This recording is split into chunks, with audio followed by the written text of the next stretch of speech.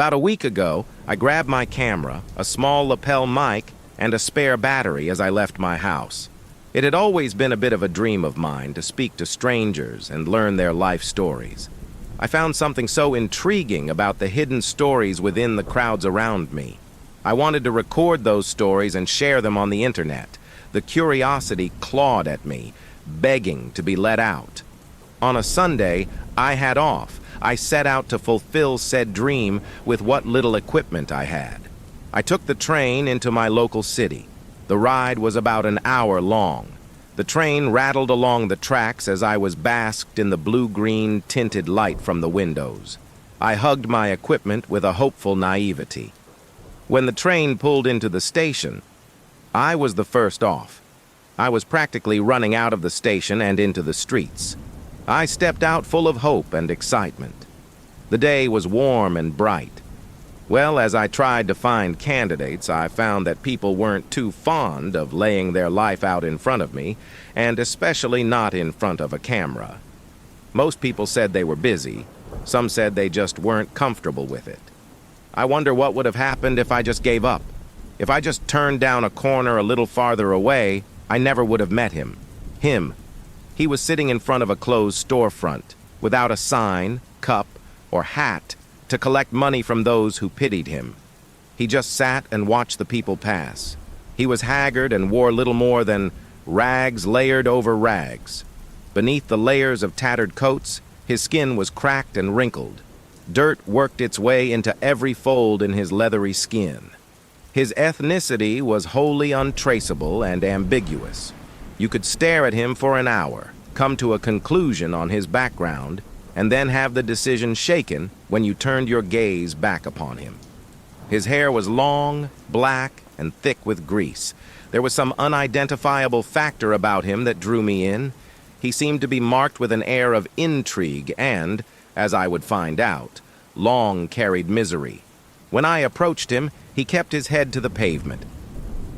Despite the lack of proof to back it up, I was struck with the feeling that he was watching me. If not with his eyes, then by some other sense of his. "Excuse me, sir," I said to him with poorly covered anxiety. "Would you mind being interviewed on camera? I'd like to know your story. It could be any story of yours. I'm very interested in learning about your life and maybe even sharing it with others."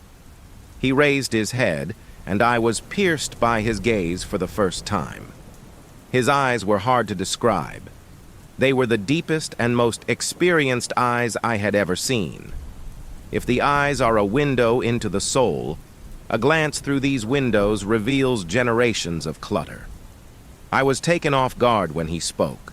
His voice was hoarse and sounded as if it hadn't been used in a very long time. His accent was about as impossible to identify as his ethnic background.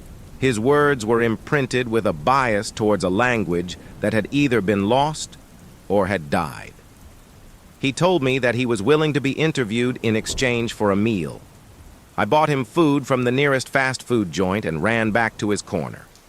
When he lifted his head to watch my return, those eyes contained no expectancy and no emotion. He just watched as I presented him with what I'd bought for him. He ate silently with his bare hands as I set up my equipment. He ate slowly and carefully.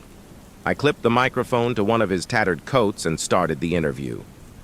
"Good morning. How are you today?" I started off. Despite my preparation, I was pretty unprepared to actually conduct the interview. "Good morning," was all he said in return. "What's your name and how old are you?" I forgot my name a long time ago, and you wouldn't believe me if I told you my age. I was taken aback, letting out a bit of an anxious laugh. "Okay, well, where are you from? Did you grow up in the city, out of state, or in another country?" I don't think I've heard a laugh like his before. He choked on every breath.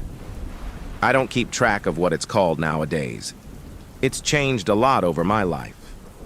If I'm being honest, I was starting to get kind of annoyed with him. He just wasn't giving me any real answers. "Well, would you like to tell me your story? How you got here and what led up to that?" He paused for a moment, coughed, and spoke. My clearest and oldest memory is probably my most substantial one. It was a long time ago, but I killed my brother. He had been getting on my nerves for a long time, so I struck him over the head with a stone while we worked. His cries were so terrible. He had never felt such pain before. I think he noticed my disposition change once he said this. Don't worry, he said in an attempt to soothe me. I have been duly punished 1,000-fold. Since that day, he continued, I have been marked. Not a physical mark, he cackled as he saw my eyes search him. I'm marked by misery. The very fabric of the world around me drags me in such a way that I cannot die. But I cannot exactly live. I wander.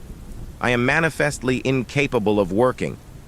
Nobody accepts me to work, and I can never seem to grip any kind of tool without it slipping out of my hands. I used to be a great farmhand when I still had my brother, you know. I haven't touched soil since. You wander. I've never been to the same place twice. I walk to some town or city and I beg until somebody speaks to me. Once that seal is broken, I leave and I don't come back. I'll leave once we're done with this interview. Where have you been? Everywhere. Everywhere. I've had a lot of time to roam the earth. He shook his coats, and layers of dust leapt up and floated down onto the pavement. So much time. How long? Don't say I won't believe you. I haven't counted. Time doesn't mean much to me anymore. There is today and there is tomorrow. Seasons pass and locations change. I lost track a long time ago. I just can't seem to die. Just as I can't work the land, I can't work a weapon. Whoever I meet, wherever I go, fate's tapestry corrects itself so that I never die. I am fed when I must be fed, I drink when I must drink, and I have never caught any kind of sickness. I kept pressing him about his age, but he just told me to drop it. Beyond the unbelievability of it, the information seemed too personal and too delicate to give away to a stranger like me. I moved on, asking him, well, with so much traveling, do you have any interesting anecdotes? Well, he began, once a man tried to rob me. It was the first time this had happened to me. It was fairly early in my penance for my brother. I genuinely had nothing to my name save my clothes. The same is true throughout my life. He was irate and started swinging a knife at me. I guess this is the first time that I really understood the nature of my punishment. Every slash missed me. The assault ended when a slash missed and the blade sunk into his own side.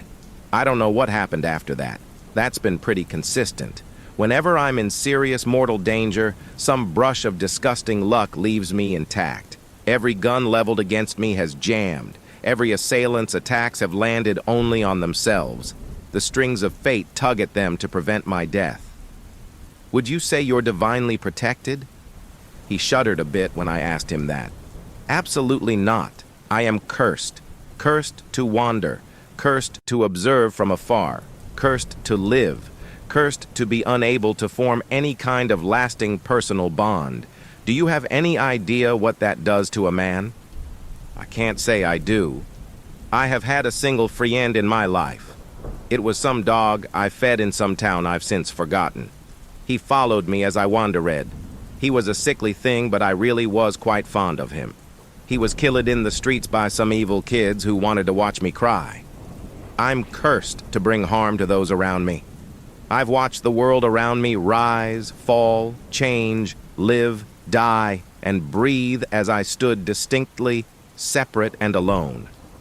Quite some time into my sentence, I just found a comfortable place in the wilderness and laid there. I couldn't tell you how long I just laid there. I watched the clouds and the stars and I thought about it all. I've never regretted something more than I regret killing my brother. He got off lucky, if you ask me. Punishment was so new back then. My life feels like a trial run for hell. Eternal life and eternal death aren't so dissimilar. I had no idea how to respond to this guy. This was so far from what I wanted to get out of the interview. I thought I could find someone with fun anecdotes from their early days, a tragic twist in their life, and a heartwarming message to keep trying your best. This just sucked, plain and simple. I resolved to just ask one more question and leave. Do you have anything you want to tell whoever may be watching and listening to your story? He thought for some time. Appreciate death while you still have it. I thanked him for his time, packed away my equipment, and walked away. He turned his weathered eyes back to the pavement as I walked away. I couldn't really put my emotions together. Every thought of mine just seemed to sprint off in an odd direction. The train ride back home was spent in the absence of thought. I scrapped the video when I got home. I just couldn't bring myself to revisit the footage.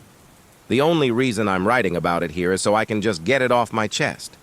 Appreciate death while you still have it.